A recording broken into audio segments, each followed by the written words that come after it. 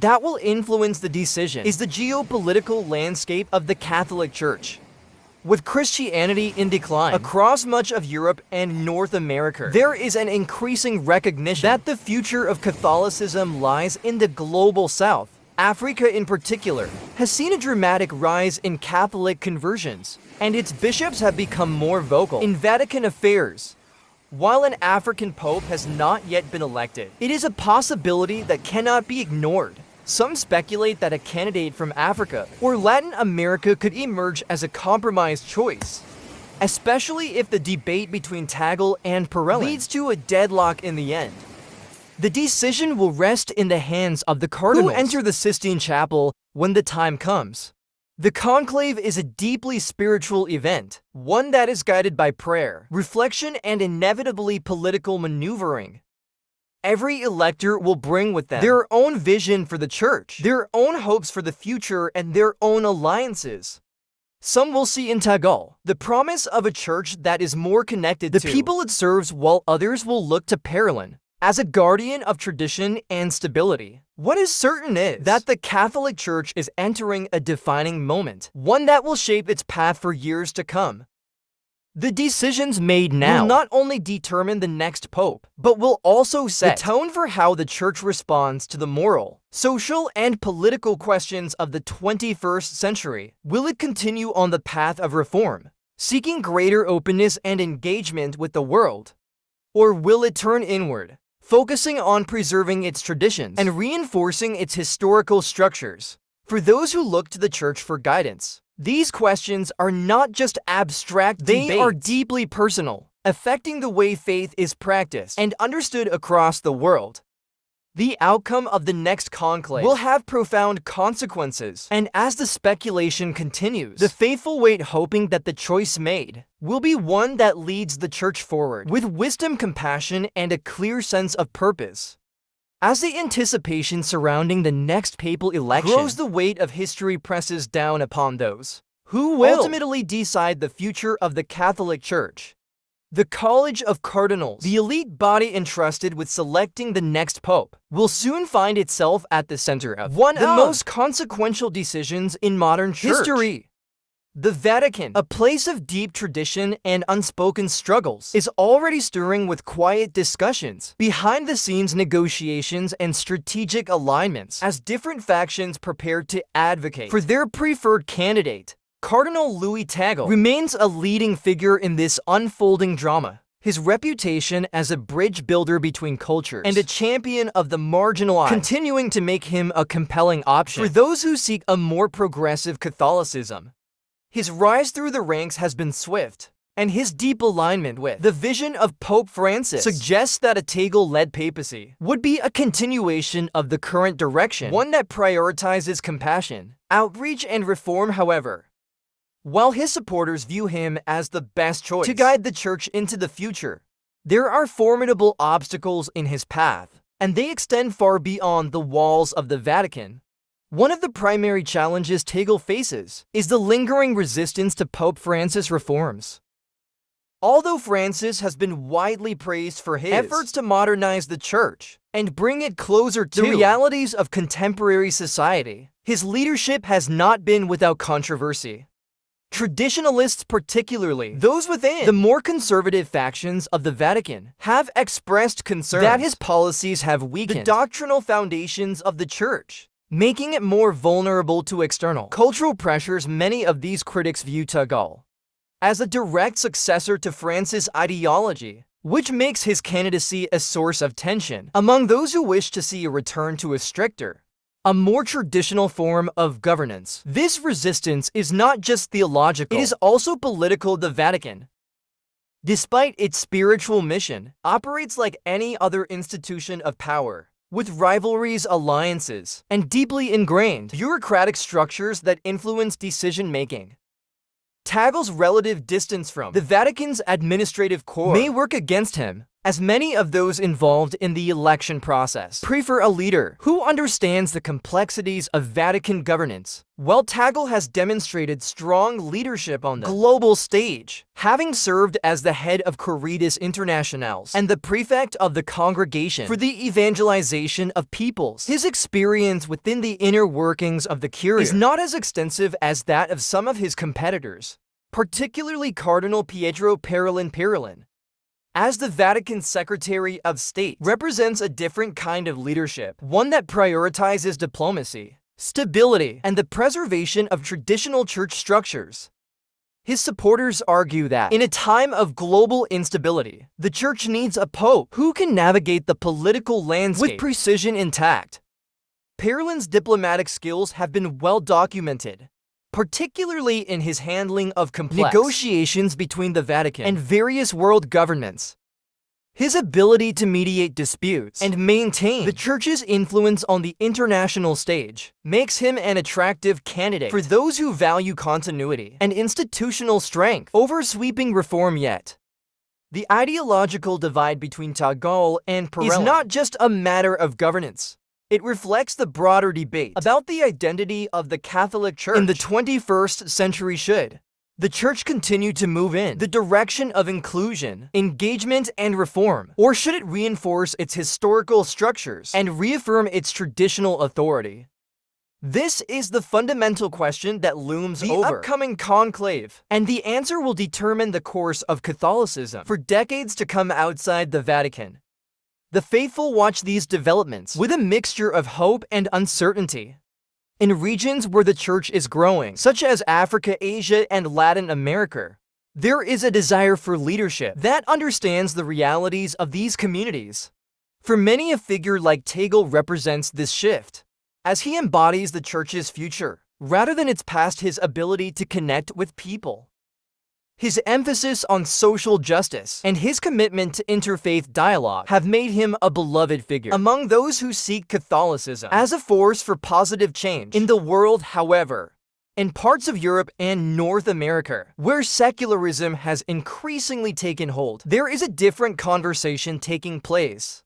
Many Catholics in these regions are concerned about the Church's role in a rapidly changing cultural landscape. Some believe that a more traditional approach is needed to reaffirm Catholic identity and resist external influences that they see as diluting the Church's teachings. These contrasting perspectives highlight the deep divisions within the global Catholic community, making the question of papal succession all the more complex. As the day of the conclave approaches, speculation continues to grow. The process itself is shrouded in secrecy, with the cardinals gathering behind closed doors to cast their votes in one of the most ancient and revered traditions of the Church. Each vote carries with it the weight of history, as the decision made within the Sistine Chapel will shape the future of Catholicism for years to come. While Tagle and Parolin may be the most talked about contenders, surprises are always possible. The College of Cardinals has been known to elect compromise candidates in the past, and if neither Tagle nor Parolin can secure the necessary support, another figure could emerge as a unifying choice. Beyond the immediate political maneuvering, there is a deeper question that lingers in the minds of many Catholics. What kind of church will the next pope lead? Will it be a church that embraces the challenges of the modern world and seeks to evolve with the times? Or will it be one that retreats into tradition and reinforces its historical doctrines? The decision will not be made lightly, and the outcome will have profound implications for millions of believers across the globe. For now, the Vatican remains a place of quiet contemplation and strategic deliberation. The figures at the center of this unfolding drama continue to engage in their work, knowing that their every action is being observed and analyzed by those who will ultimately decide their fate. Tagle, despite the challenges he faces, remains a symbol of hope for those who believe in a church that is open, welcoming, and engaged with the world. Parolin, on the other hand, stands as a figure of stability, a guardian of tradition in uncertain times. No matter who ascends to the papal throne, the next leader of the Catholic Church will inherit an institution at a crossroads. The world is changing rapidly, and the Church must decide how it will respond to the new realities it faces. The choice of Pope is not just about one man. It is about the direction of an entire faith, the values it will uphold, and the role it will play in shaping the spiritual and moral landscape of the future. As the world waits, the Vatican remains a place of silent expectation. The echoes of past conclaves reverberate through its halls, reminding all who walk its corridors that this is a place where history is made. And soon, once again, history will be written in the form of white smoke, rising above St. Peter's Basilica, signaling to the world that a new era has begun. Within the Vatican, anticipation builds as the College of Cardinals prepares for the momentous decision that will shape the future of the Catholic Church. The centuries-old walls of St. Peter's Basilica have witnessed countless transitions of power, and soon, another chapter will be added to its long history. While the faithful across the globe pray for divine guidance in the selection of the next pope, inside the corridors of the Vatican, quiet negotiations continue, alliances form and shift, and the ideological battle over the Church's direction intensifies. Cardinal Luis Tagle remains at the forefront of speculation, his name whispered with admiration among those who yearn for a church that fully embraces Pope Francis' vision of inclusivity, pastoral care, and social engagement. His ability to connect with the common people, his extensive work in charitable organizations, and his deep theological knowledge have made him a natural successor in the eyes of many. However, even among his supporters, there is an understanding that the path to the papacy is anything but straightforward. His main rival, Cardinal Pietro Parolin, represents an entirely different approach to leadership, one steeped in Vatican diplomacy and tradition. While Tagle's popularity lies in his ability to engage with the faithful at a personal level, Parolin's strength comes from his behind-the-scenes mastery of church governance.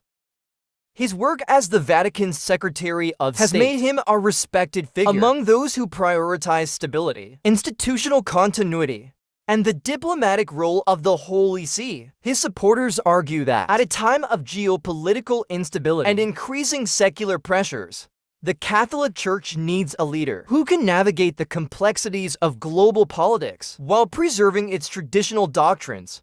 The tension between these two figures is not just a matter of personality. It is a battle over the very soul of the Catholic Church. The fundamental question remains: should the Church continue down the path of reform, outreach, and modern engagement, or should it take a more cautious approach, reinforcing its historical identity and protecting its core teachings from the influence of external forces? For many within the Vatican, the answer is not clear-cut. While Pope Francis' tenure has been marked by significant changes, greater openness toward marginalized communities, a focus on environmental issues, and an emphasis on pastoral care, these reforms have not been universally accepted. Traditionalist factions within the Church remain deeply skeptical of these shifts, fearing that they may dilute Catholic doctrine and weaken the institution's authority. Some argue that the Church's primary role should not be to adapt to modern society, but to uphold eternal truths, regardless of contemporary cultural trends. This divide extends far beyond the walls of the Vatican. Across the world, Catholic communities face different challenges, and the choice of the next pope will impact how the Church responds to them. In Europe and North America, where secularization has led to declining church attendance, many conservative Catholics believe that a return to traditional values is necessary to reaffirm the Church's identity. They argue that a leader like Parolin, who understands the complexities of the Vatican's internal structure and its diplomatic relations, would be better suited to lead in such an era. Meanwhile, in Africa, Asia, and Latin America, where Catholicism continues to grow, many believe that the Church must continue to evolve to remain relevant. For these communities, Tagle's emphasis on social justice, his deep commitment to the poor, and his advocacy for a more engaged and compassionate church make him the ideal candidate. His election would signal a shift toward a truly global Catholicism, one that acknowledges the needs of its most rapidly expanding populations. As the conclave approaches, the political maneuvering intensifies.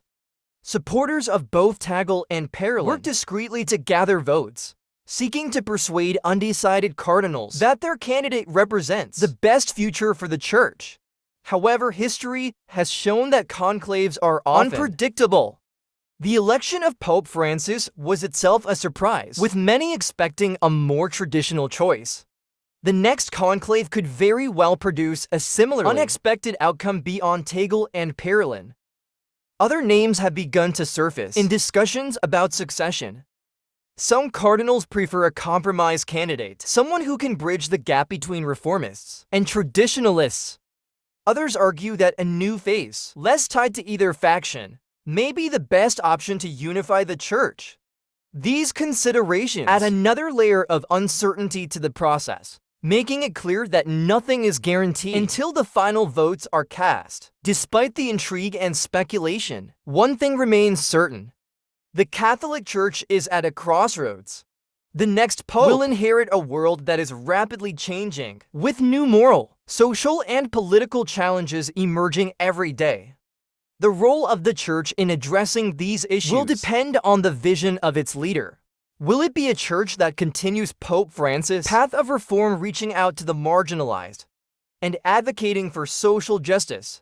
Or will it take a more conservative turn, reinforcing its traditional doctrines and focusing on spiritual rather than societal matters? For the millions of Catholics around the world, this decision is more than just a matter of leadership. It is a question of faith, identity, and the role of religion in an increasingly complex world. The uncertainty surrounding the conclave has left many in deep reflection, wondering what the future holds for the church. They hold dear as the day of decision draws near. St. Peter's Square will once again fill with people, awaiting the signal that a new pope has been chosen. The eyes of the world will turn to the Vatican, watching as history is made. The rising white smoke will mark the beginning of a new era, one that will define the direction of the Catholic Church for generations to come. But for now, the uncertainty lingers within the Vatican. The cardinals weigh their options, knowing that their choice will not only shape the institution they serve, but will also impact the lives of millions. Behind closed doors, discussions continue, prayers are whispered, and the future of the Catholic Church hangs in the balance. As the tension within the Vatican deepens, the conclave draws nearer, and the weight of the decision ahead bears down on the College of Cardinals. The balance of power within the church is at a delicate tipping point, and each faction within the church hierarchy knows that the choice of the next pope is more than just a spiritual decision. It is a declaration of the future direction of Catholicism itself. Behind the solemn rituals and the hushed prayers of the faithful, the Vatican remains a place of intense deliberation. While the process of selecting a pope is framed as divine intervention, guided by the Holy Spirit, it is also influenced by the very human elements of persuasion, strategy, and negotiation. Every cardinal entering the Sistine Chapel will do so, carrying their own perspective, their own vision for what the church should be, and their own set of alliances formed through years of ecclesiastical service. For those who believe the church must continue its movement toward modernization, Cardinal Luis Tagle is their hope. His supporters argue that the church can no longer afford to be detached from the realities of the world, and that its leadership must reflect the growing influence of Catholicism in non-Western nations.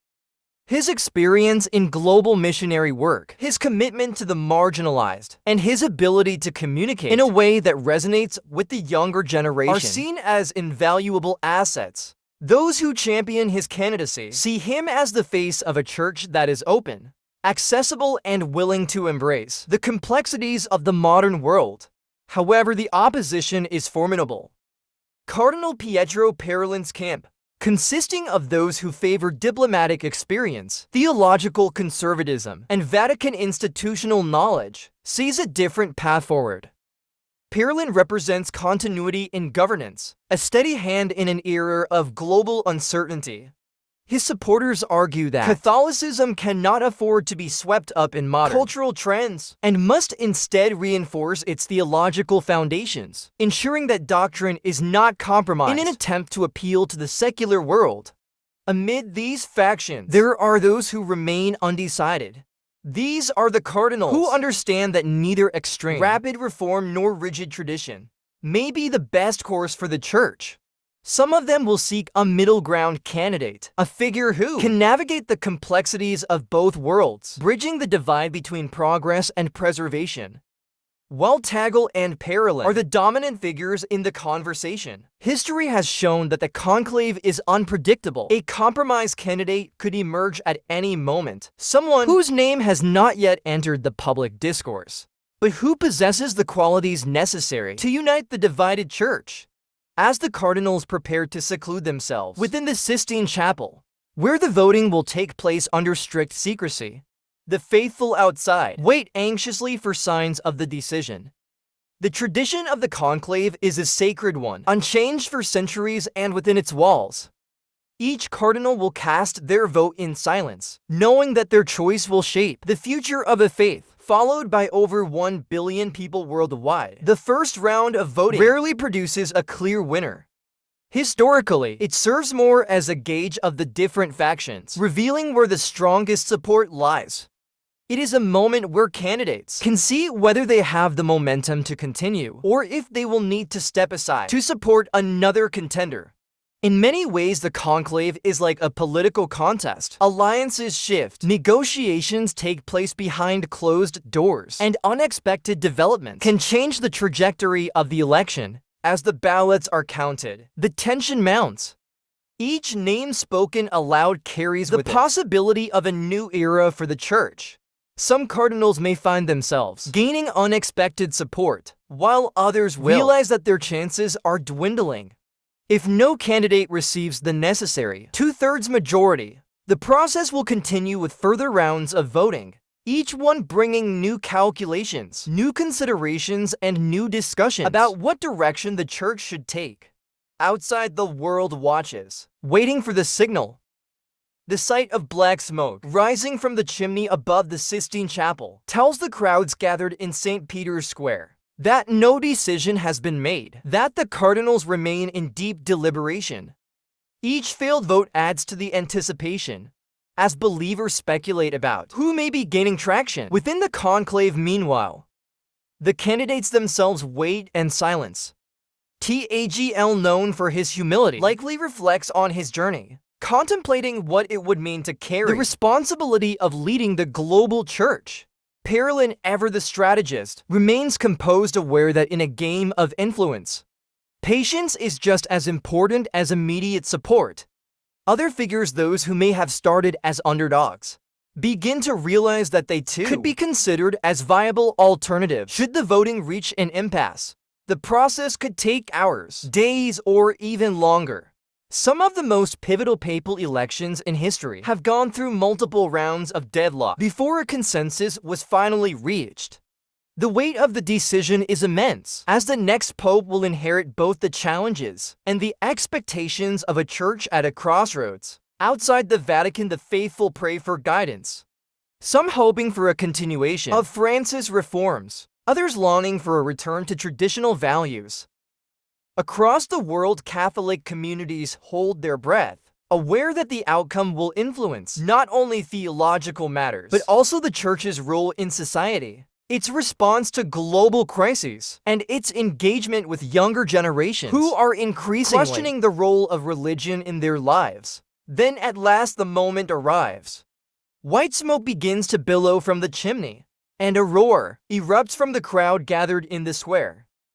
The words "Habemus Papam" will soon be spoken, and the world will know who will lead the Catholic Church into its next chapter.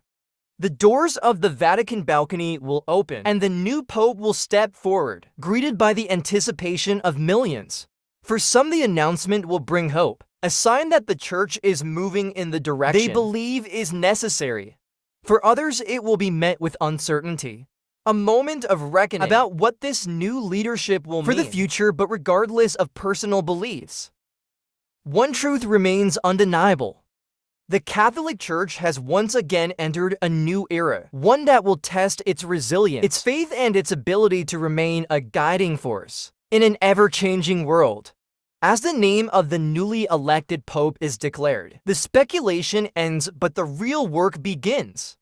The successor to St. Peter now carries the responsibility of leading a divided yet deeply faithful community, of uniting a church that spans continents and cultures, and of ensuring that Catholicism continues to be a beacon of spiritual guidance for generations to come.